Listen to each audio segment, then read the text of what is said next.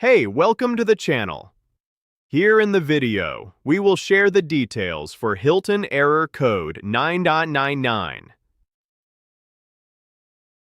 The error reads, "Something went wrong. Sorry. An unexpected error has occurred that cannot be recovered from."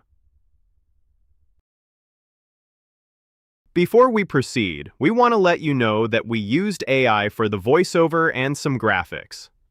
However, all the information shared has been manually researched and is not AI generated. As per our research, this error comes when users try to connect their device back to Wi-Fi, but they keep getting this error code. According to our research, the issue could be a temporary glitch on the system or your device end.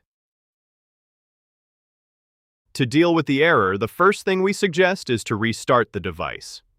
To do this, turn off your device completely and then turn it back on. Once it restarts, try connecting to the Wi-Fi again. If the error still persists and you are using a gaming console, then go to your internet browser through the apps page and try to open any page.